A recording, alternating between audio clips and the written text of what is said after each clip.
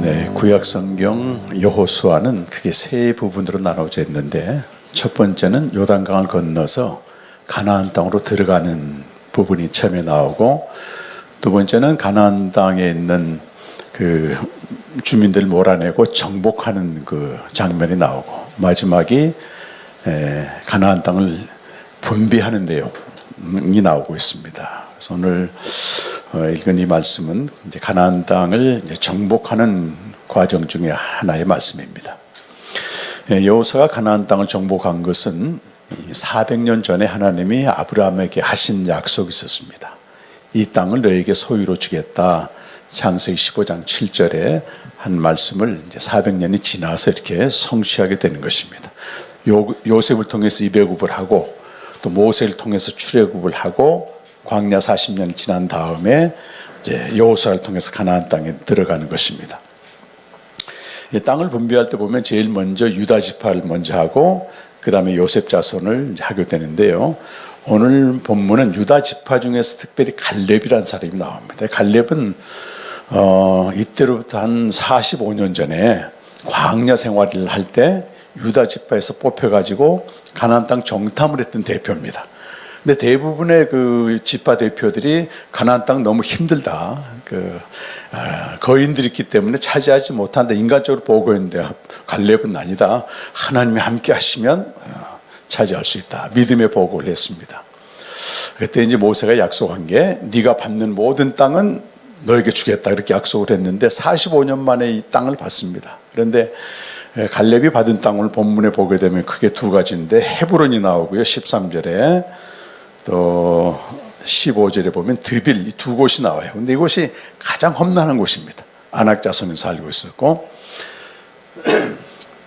그런데 이제 갈렙은 자기 힘으로 헤브론을 정복했지만 드빌을 정복하고, 오늘 드빌이라는 말은 좀 어렵긴 하지만 기라셰벨이라고 하는데, 이 땅을 정복할 때는 자기가 직접 정복하지 않고 누구든지 이 땅을 정복하는 자에게는 내 딸 악사를 아내로 주겠다.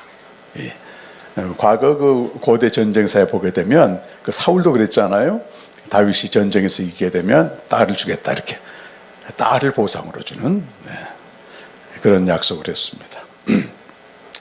또 오늘 보니까 이제 온니엘, 갈렙의 아우가 그나스죠.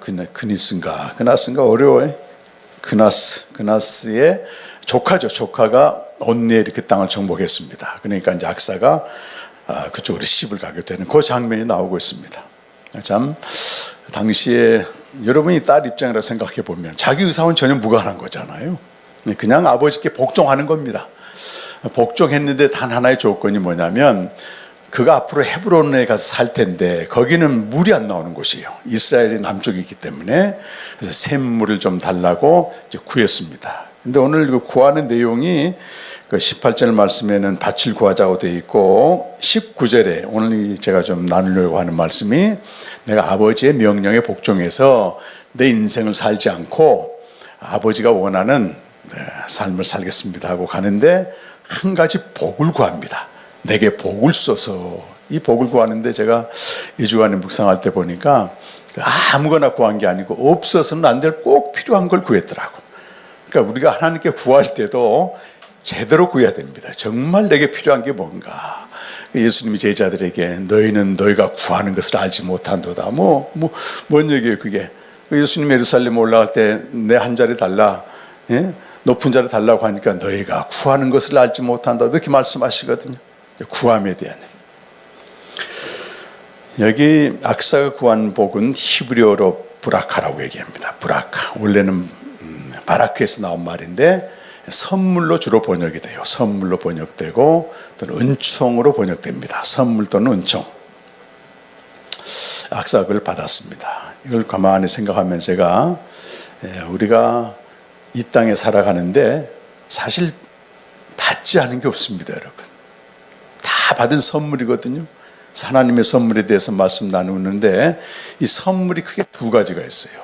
너무 필요하지만 시간이 지나면 없어지는 그 무상성의 선물이 있고, 시간이 지나도 없어지지 않는 영원성의 선물이 있다. 그걸 좀 여러분과 나누고 싶습니다. 사실 인간이 출생해서 살아가는 과정, 마지막 죽음의 순간까지는요, 모든 것이 하나님의 선물입니다, 여러분. 그러니까 사도행전 17장 25절에서는 바울이 아테네를 갔는데 거기는 하나님도 모르고 아무것도 몰라 신들을 만들어 섬기고 있습니다. 그들에게 이제 뭐라고 하나님을 소개하냐면 사도행전 17장 25절 한번 같이 보실까요? 시작. 또 무엇이 부족한 것을 사람의 손으로 섬김을 받은 것이 아니니 이는 만민에게 생명과 호흡과 만물을 친히 주시는 이십니다. 주시는 분이라고. 주시는 것을 우리가 받는 거잖아요, 선물로. 근데 한 인간이 태어나는 것은 사람을 통해서 태어나지만 그의 생명과 호흡, 숨을 쉬는 것 언젠가 가져가십니다, 하나님이고. 그리고 그가 이 땅에 필요한 모든 물건들, 만물을 다 주시는 분이다. 우리는 받는 사람들이죠. 그래서 이 선물은 영어로 기프트라고 말하는데 이 기프트의 영어적인 어원은 the given입니다. 기분이 수동태잖아요. 받는 거. 주어지는 것, 정확히 말하면. 전도서 2장 24절 이하 두 군데 보겠습니다. 여기 보면은 전도자가 평생을 살아보니까 먹고 마시고 수고하고 이런 모든 것들이 주어진 것이다. 같이 한번 읽어보실까요? 사람이 먹고 마시며 수고하는 것보다 그의 마음을 더 기쁘게 하는 것은 없나니 내가 이것도 본즉 하나님의 손에서 나오는 것이로다. 먹고 즐기는 일을 누가 나보다 더 해보았으랴. 전도자는 이걸 아주 마음껏 했던 사람입니다. 또 3장 14절의 말씀 보면 비슷한 말씀이에요. 좀 다르게 표현했는데 하나님께서 행하시는 모든 것은 영원히 있을 것이라 그 위에 더할 수도 없고 그 더할 수도 없나니 하나님이 이같이 행하시면 사람들이 그의 앞에서 경외하게 하면 내가 알게 함이고 3장 14절인데 여러분 다시 봐야 되겠네. 3장 24절인가요?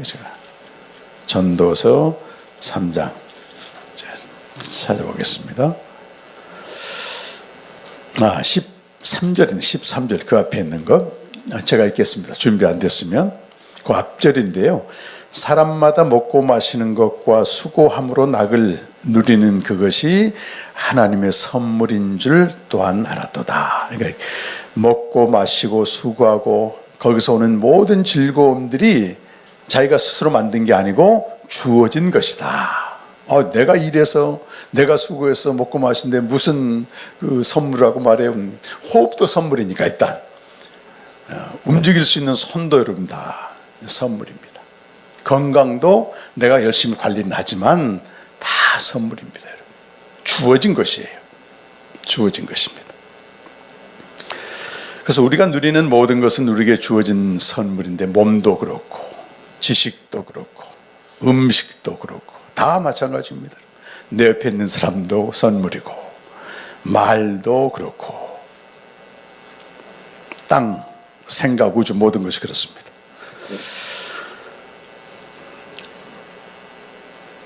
그런데 이 모든 선물들이 없으면 안 되지만 마지막에 가게 되면 전부 없어진다고 하는 것입니다. 우리 전도서 9장 3절을 세번역 성경으로 한번 읽어보실까요? 인간이 어떤 존재인지. 자, 시작.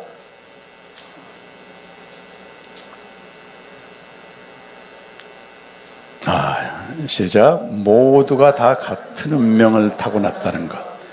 이것이 바로 세상에서 벌어지는 모든 잘못된 일 가운데 하나다. 더욱이 사람들은 마음의 광증을 품고 살다가 결국에는 죽어간다. 그러니까 많은 선물을 받았지만은 운명은 모두가 똑같다는 거예요. 네?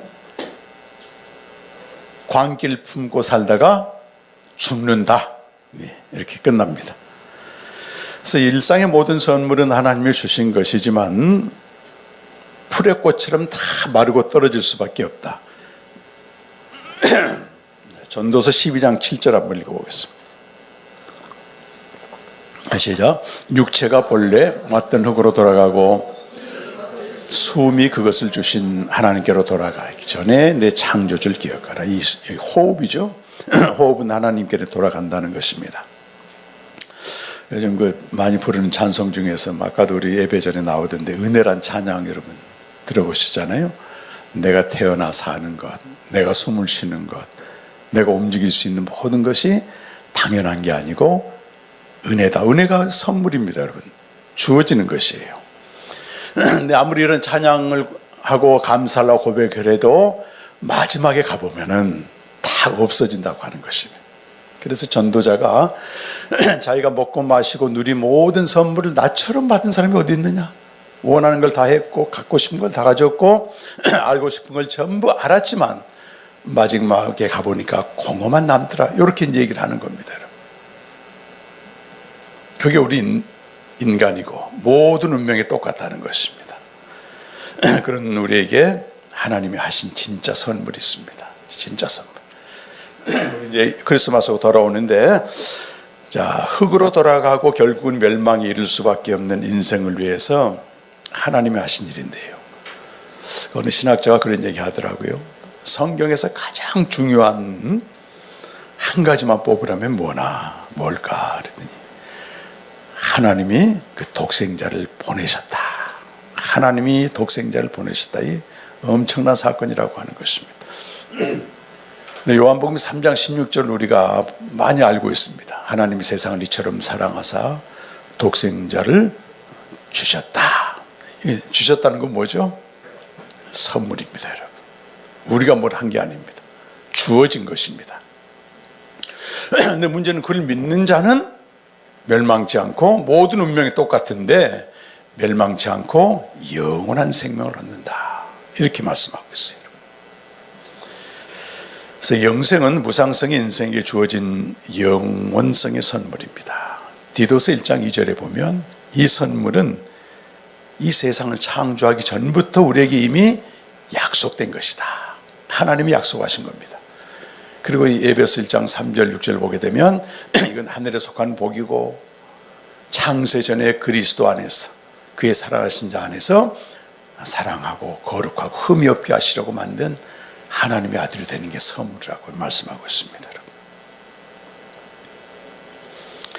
인생은 무상성의 선물로 살아가지만 아까도 말씀드린 대로 로마서 6장 23절 말씀 보면 마지막은 사망이다. 죄의 싹은 사망이다. 그런데 그 인생에게 뭘 줬나?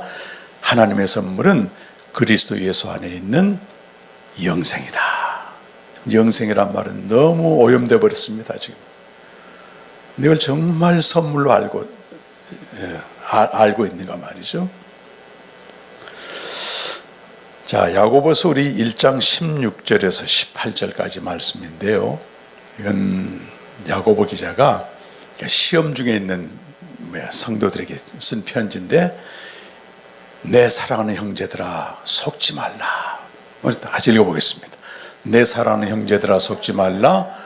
온갖 좋은 은사와 온전한 선물이 다 위로부터 빛들의 아버지께로부터 내려오나니 그는 변함도 없으시고 회전하는 그림자도 없으시니라. 18절 그가 그 피조물 중에 우리를 첫 열매가 되게 하시려고 자기의 뜻을 따라 진리의 말씀으로 우리를 낳으신 말씀으로 우리를 낳은 말씀으로 생명을 주신 것이 진짜 선물이다. 완전한 선물이다. 변함이 없는 선물이다. 그러니까 형제들아 제발 속지 말라. 속지 말라.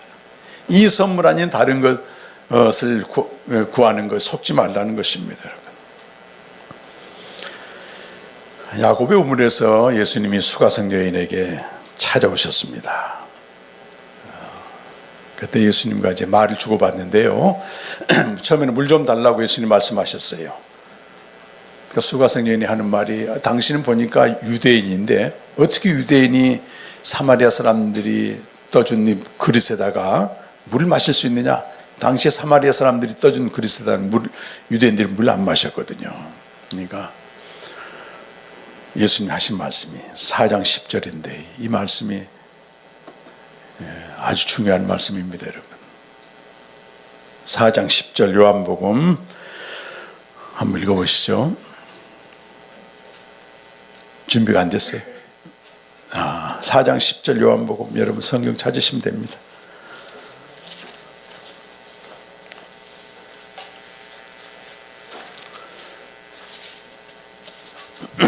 그러니까 너무 편해진 세상은 분명한 것 같아요. 착착 띄워주는 게 아니고 직접 찾아서 읽는 게 훨씬 마음에 새겨집니다, 여러분. 자, 이것도 합력가 손 이루신 것 같아요. 자, 다 같이 읽겠습니다.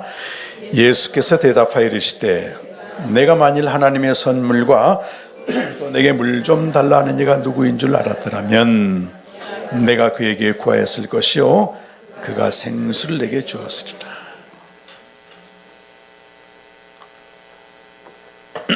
여기 예수님 말씀이 일단 하나님의 선물이 무엇인지 알아야 된다고 하는 것입니다. 그리고 그 선물을 주시는 분이 누구인지 한 분밖에 없습니다, 여러분. 이 두 가지를 알라고 하는 것입니다. 오늘 교회에 다녀보면 또 많은 성도들이 진짜 하나님의 선물이 뭔지를 모르고 선물을 주시는 분이 누구인지 모르기 때문에 그 선물을 그분께 구해야 되는데, 그럼 진짜 예수님께 구하는 게 뭘까요? 대체적으로 뭐 이 땅에 잠깐 있다가 없어질 무상성의 선물을 많이 구합니다, 여러분. 근데 예수님은 그 말씀을 하시는 게 아니고 남편 5이 있고 지금도 남편이 아닌 남자와 살고 있는 여자에게 얼마나 인생을 치열하게 살았을까요? 문자적으로 보면, 영적으로 보면 치열하게 신앙생활을 한 겁니다. 근데 네가 진짜 하나님의 선물을 알고 있느냐? 그 선물을 주시는 분이 누구인지 알았다면 그에게 이 선물을 구했을 것이다. 우리 중에 영생을 선물로 구한 사람이 몇 명이나 있을까요, 여러분? 다 이 땅에 팍팍하게 사는 게 당장 먹고 살기 바쁘고 관계 면에서 힘들고 또 오늘 장로님 기도했지만 여러 가지 문제와 환란 속에 사는데, 그렇게 예수님이 오늘 또 우리에게 네가 무엇을 구하느냐 묻는 겁니다, 여러분. 요한복음에 보게 되면 예수님이 첫 번째 제자들 만나서 묻는 질문이 네가 무엇을 구하느냐. 우리는 뭘 구할지 모르고 있는 겁니다. 뭐가 진짜 필요한 건지 모르고 사는 겁니다.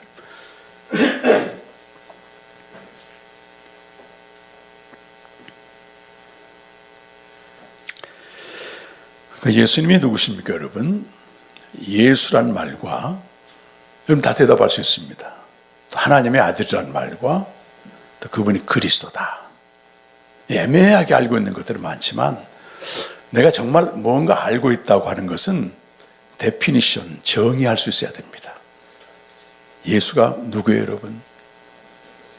성경으로 정의해 보시면 마태복음 1장 21절 말씀에 그는 자기 백성을 죄로부터 구원할 자입니다. 그게 예수라는 말입니다. 너무 종교화되어 있는 언어가 아니고, 그럼 예수가 자기 백성을 죄에서 구원한다? 그 죄로부터 구원한다. 죄가 또 뭐냐? 죄는 저질러진 이렇게 나쁜 행동뿐만 아니라 더 중요한 게 하나님과 분리된 삶을 살고 있는 겁니다. 아무리 우리 하나님을 열심히 믿지만 그날 주님과 함께 살지 않고 분리된 삶을 살고 있다면 난 죄와 사망 가운데 살고 있는 것이죠, 여러분. 근데 그분이 그리스도라고 하는 겁니다.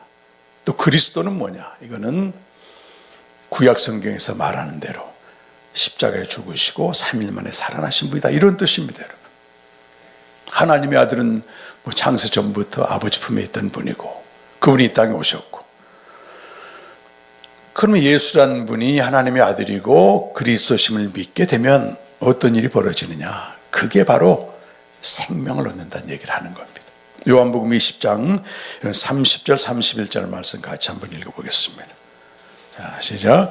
예수께서 제자들 이 책에 기록되지 아니한 다른 표적도 많이 행하셨으나 오직 이것을 기록하면 너희로 예수께서 하나님의 아들 그리스도이심을 믿게 하려 함이요 또 너희로 믿고 그 이름을 힘입어 생명을 얻게 합니다. 이 말씀은요 아무리 강조해도 지나치지 않습니다. 예수란 분이 하나님의 아들이고 죽으시고 부활하신 그리스도심을 믿게 하려고 예수님이 3년 동안 엄청난 표적을 하셨다는 거예요. 심지어 죽은 자도 살리고 눈먼 자를 눈뜨게 하고 바다를 걷게 하고, 이런 표적이 중요한 게 아니고, 여러분 우리 인생도 보게 되면 우리가 할 수 없는 기적들이 나타나잖아요. 기적 자체는 중요하지 않습니다. 기적을 행하신 분이 하나님의 아들이고 죽으시고 부활하신 그리스도라고 하는 걸 믿는 게 그게 목적이잖아요. 그걸 믿었을 때 우리는 바로 하나님의 선물인 영생을 얻는다고 하는 것입니다. 너무 정확하잖아요, 여러분. 그래서 교회의 존재 가치는 이 복음을 전해서 무상성의 선물로 살아가는 사람들에게 영원성의 선물인 영생을 알고 누리도록 하기 위한 것입니다. 그래서 마지막에 교회의 머리가 되는 베드로에게 예수님이 뭐라고 말해요? 내 양을 먹이라, 내 양을 치라. 양에게 필요한 건 생명이라고 하는 것입니다. 그러면 이 생명은, 자, 여러분 먼저 우리 복음중심교회 하도 많이 들어가지고 이제 생명에 대해서 다 알고 있습니다만, 정의할 수 있습니까? 생명에 대해서. 예수님 이 땅에 오시기 전에 그 아버지 품에 있는 생명이 생명이었고, 또 저와 여러분에게 있는 생명이었지만, 죽어서 가는 것도 물론 중요해요. 근데 여기서 누리는 생명을 모르면 전혀 세상 사람과 다르게 다를 법 없이 살아갑니다. 여기서 누리는 생명이 중요한데 그걸 영생의 삶이라고 말합니다. 아버지와 아들 아는 것. 그래서 아들과 아버지 안에 거하여 우리 몸은 여기 살고 있지만 우리 영혼은, 우리 영적인 세계는 이미 저 나라에 가 있다고 하는 것입니다. 초월의 세계입니다. 오늘날 지금 세계 사상은 거의 만물 안에 갇힌, 찰스 테일러라고 하는 사람이 세속사회라는 책을 쓰면서 지금 이 시대는 시공간, 이 안에 있는 거죠. 시공간에서 우리 인간의 이성으로 경험하는 것들에게 대해서 가치를 주고 그걸 따른다. 이게 지금 내재 틀이라고 말합니다. 임마넌트 프레임이라고 말하는데, 이거 지금 현대 세속사회를 말하고 있는 거예요. 우리 이제 요한복음 원어로 말하게 되면 만물 안의 세계에서 경험하고 또 터득한 것을 눈에 보이는 것만 유일한 가치로 여기고 그걸 추구하는 시대가 됐다고 하는 것입니다. 오늘 새벽에 이렇게 일어나서 성령께서 감동을 줘가지고 전도서를 1장부터 12장까지 쭉 세번역 성경을 읽었습니다. 근데 많은 인사이트가 있는데 그 중에 9장쯤 가보니까 뭐가 나오냐면 어떤 성에 적군이 쳐들어왔어요. 근데 아무도 당할 자가 없습니다. 근데 어떤 가난한 남자 한 명이 그 지혜로 이 성을 지키는 겁니다. 이렇게. 대단한 지혜잖아요. 왕에게도 없는. 근데 그가 가난하기 때문에 다 잊어버려, 그 사람에 대해서. 그리고 9장 16절에 이렇게 나옵니다. 사람들은 가난한 자의 지혜를 멸시하기 때문에 아무도 그의 말에 귀를 기울려고 하지 않는다. 진짜 지혜인데 그거예요. 이걸 보면서 말이죠. 제가 이제 한 17년 정도의 사역을 해오고 있는데 대형교회 목사가 얘기하면 사람들이 듣습니다. 그러니까 저 진리인가 보다. 근데 이렇게 번듯하지 않고 폼나지 않고 뭐 몇 명 모이지도 않은 데에서 진리의 말씀 전하면 지금 멸망으로 가는 인생을 살리는 생명의 말씀인데도 들으려고 하지 않는다는 것입니다. 이게 또 인간적으로 보게 되면 캠프 열 때마다 스트레스를 받는 겁니다. 제가 안 와.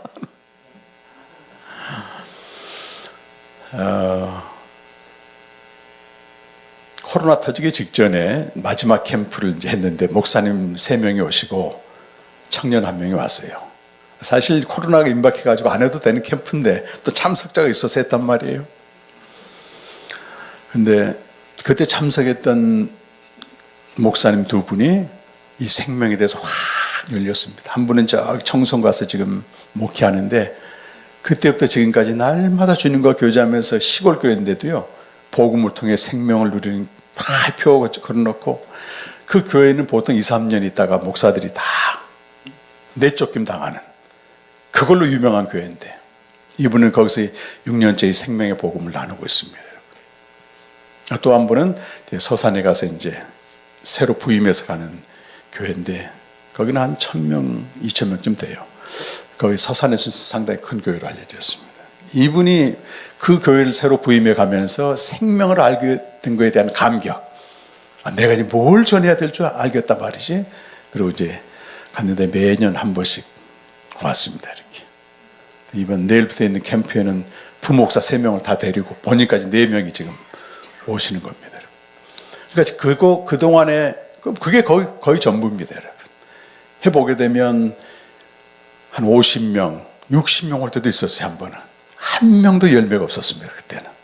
근데 3명, 4명 올 때는요, 하나님이 딱 집어서 보내기 때문에 이렇게 하시는 것 같아요. 그래서 오늘 전도서를 읽으면서 너무 위로도 되고, 그렇구나, 이게. 예수님도 그러셨지 않았는가 하는 생각이 좀 들어갑니다. 그런데 여러분, 이 세상이 어디로 가고 있는가 하면, 이 찰스 테일러가 말한 내재의 틀 속에 갇혀 있는데, 시 공간에서 경험한 것만 유일한 가치를 두고 따라가는데, 우리가 알게 모르게 거기 한계 상황을 이미 세상은 느끼면서 영혼의 세계를 다 추구하고 있습니다. 지금 뉴턴 이후의 그 과학은 우리 인간의 이성으로 파악되는 결과물이 나와야 되는 겁니다. 1 더하기 1은 2로 나와야 되는데 지금 어디 양자과학이 그렇습니까, 여러분? 다 불확실합니다. 양자역학이라고 양자물리학. 어떤 사람에게는 파동으로 보이고 이 전자나 빛이 어떤 사람에게는 입자로 보이면서 그게 기초가 돼가지고 반도체를 만들어내는 거예요. 지금 반도체 하게 되면 어마어마하잖아요. 지금 과학도 그러고 말이죠. 예술 영역도 그러고 종교도 그러고 전부 똑같은 말을 써요. 보이지 않는 세계가 있다는 거죠. 영원이라고 말합니다. 영원. 근데 엊그제도 제가 이승민 박사와 같이 이제 교제를 했는데 그분이 그런 쪽에 많이 연구하는 분이에요. 이 종교나 과학이나 모든 걸 통틀어서 다 영혼을 얘기하는데 거기 뭐가 딱 빠져 있냐면 생명이 빠져 있어요, 여러분. 생명이 빠져 있습니다. 앞으로 이제 기독교의 방향은 2개입니다, 여러분. 이 생명을 얘기하지 않는 교회는 그냥 세상 종교나 세상 과학이나 세상 지식보다 더 못하는 종교 집단으로 무너지게 되어 있습니다, 여러분. 근데 생명을 얘기하고 생명을 누리는 성도들은 그들에게 답을 주는 진리가 되는 것입니다. 진리가 됩니다. 엄청난 일이 벌어지고 있어요. 이미 우리는 그 생명을 받았잖아요.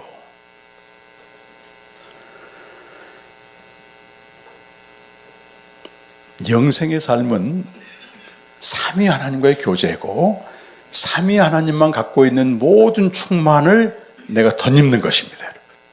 하나님의 충만으로 내가 충만해진다. 죽어서 가는 게 아니고 교제를 통해서 이게 여기서부터 이제 우러나오는 겁니다. 주님과 교제를 해 이렇게 아침에 기쁨이 있어요. 확신도 있어. 눈만 딱 뜨고 나가게 되면 뭐가 기다리고 있습니까? 이 내재적인 현실이 가져다주는 고난이 기다리고 있습니다. 이건 피할 수 없는 운명입니다, 여러분. 당장 먹고 살아야지, 또 일해야지, 내일 모레일 걱정해야지. 그러니까 이 땅에서 살아가는 영생의 삶은 희낙낙하고 뭐 이렇게 완전한 문제가 없고 그런 게 아니고 말이죠. 하나님과의 교제에서 우러나온 충만함으로 내게 주어진 현실, 고난을 직면하는 겁니다, 여러분. 직면하는 거.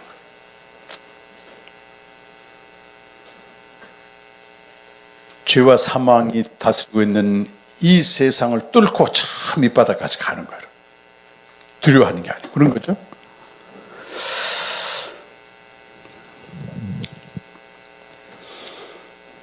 요즘 프랑스 사회학자인 피에르 브리디웨가 한 아비투스라는 말 들어보신 분도 있고 처음 듣는 분도 계실 겁니다. 아비투스는 재화를 통해서 만들어지는 좀 가장 쉬운 표현으로는 아우라, 그 사람의 아우라란 게 있잖아. 아우라 딱 보면은 느껴지는 취향과 습관들입니다. 근데 재화를 전에는 마르크스만 해도 하나만 얘기했어요. 돈이 있느냐 없느냐. 자본 저하입니다. 자본이 있는 사람은 부르주아고 자본이 없는 사람은 프로레타르 해가지고 계층을 만들잖아요. 이렇게 나는 계층, 이쪽 계층이고 너는 하층 계층이다. 근데 브리디웨가 한 말이 사람에게는 이 돈, 자본주의화만 있는 게 아니고 문화재화라는 게 있다. 문화. 그건 뭐겠어요, 여러분? 하나의 인격이겠죠. 교양이겠죠. 이런 것들이 이제 계층을 형성한다는 겁니다. 그 세 번째, 사회재화는 내가 얼만큼 인간관계를 잘하고 있느냐. 사회적인 연대를 말하는데, 이제 이런 대략 세 가지로 구분하다 보니까 돈만 많다고 해서 존경을 받지 못합니다. 이 사람들이 뭘 합니까? 그러니까 인격을 수양하고 또 고상한 취미를, 골프를 한달지 하면서 인간관계를 넓혀가는 겁니다. 졸부들이 존경 못 받는 건 바로 그것 때문이에요. 인격도 안 돼 있고 관계도 엉망인데 돈만 있다고 요즘 존경합니까? 그러지 않다는 겁니다.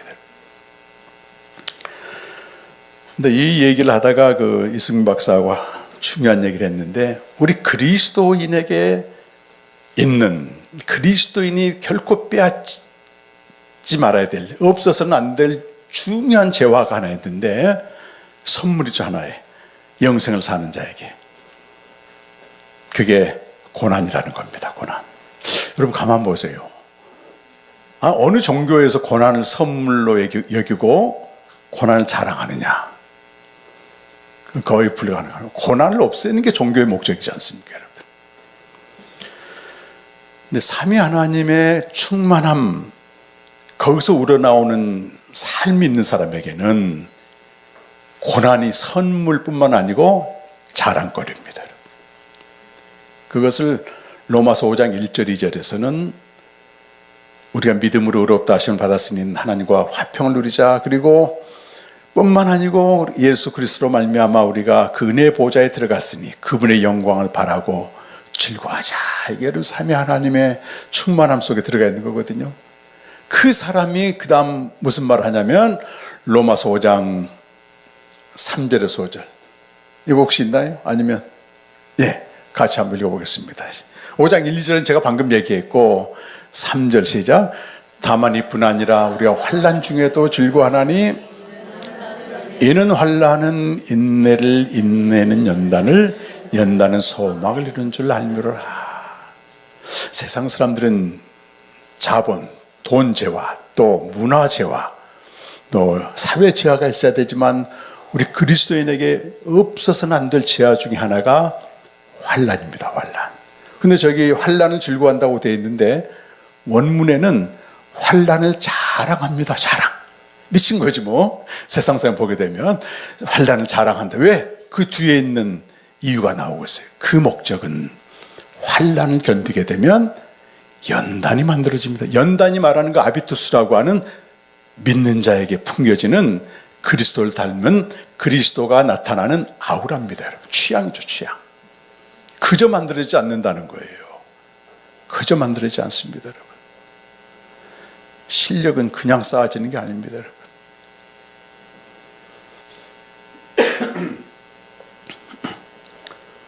공부란 말은 뭐 공들이고 애쓴다 그런 말 아니에요? 공부하는 거 쉬운 사람 아무도 없어요, 여러분. 여기 우리 학생들 안 왔지만 노는 게 쉽지. 세상에서 누가 공부하는 걸, 그 공부가 힘쓰고 애쓰는 거예요. 근데 공부를 안 하고 배우지 않으면 실력이 없어집니다. 실력이 쌓아지지 않습니다. 근데 그리스도인에게 실력이 뭐예요, 여러분? 고난을 인내하는 겁니다. 그러니까 고난을 없애거나 고난을 해치우거나 이런 게 아니고 버틸 수 있는 힘이요. 그 힘이 어디서 나옵니까, 여러분? 하나님과 교제에서 나온다고 하는 거예요. 하나님과 교제. 그래서 이런 고난을 통해서 빚어지는 연단, 그리스도인의 아우라죠. 아비투스는 실제 세상과 관계할 때는 어떻게 나타나는가? 이건 딱 한 가지. 사랑으로 나타납니다, 여러분. 사랑. 그래서 요한일서 3장 14절에서는 결론적으로 이렇게 말씀하고 있어요. 시작. 우리는 형제를 사랑함으로 사망에서 옮겨 생명으로 들어가는 줄 알거니와 사랑하지 아니하는 자는 사망에 머물러 있느니라. 요한일서 그 4장 18절에도 사랑 안에는 두려움이 없나니 온전한 사랑은 두려움을 내쫓는다. 어제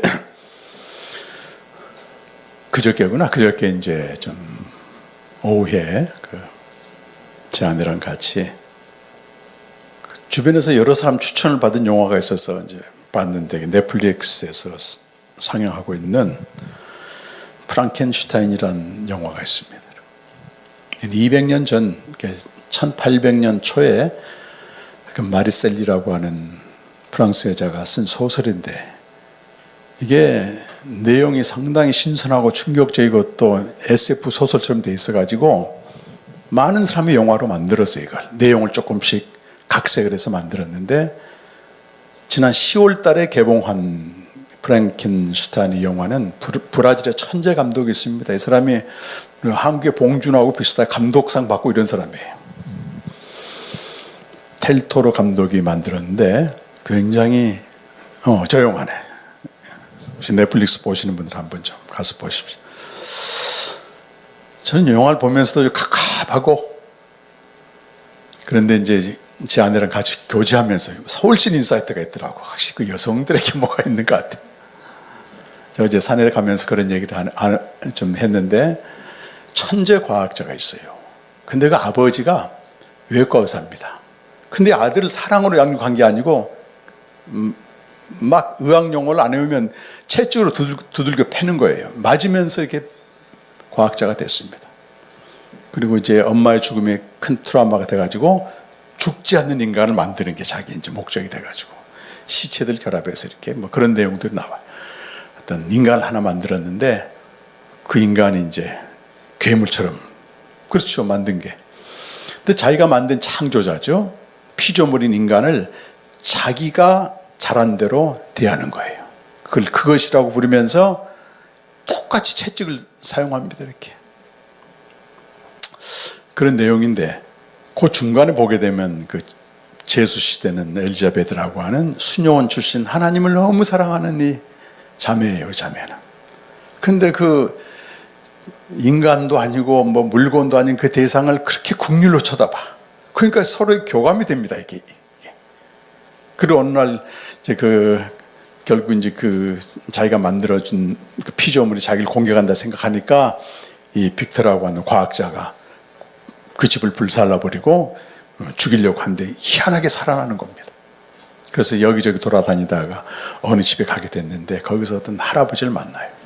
눈먼 할아버지인데 그 성경을 읽어주면서 친구로 자기는 이미 괴물로 낙인 찍혔는데 친구로 초대하고 사랑을 베푸니까 또 변해 이게. 그래서 영화의 주제는 그런 겁니다, 여러분.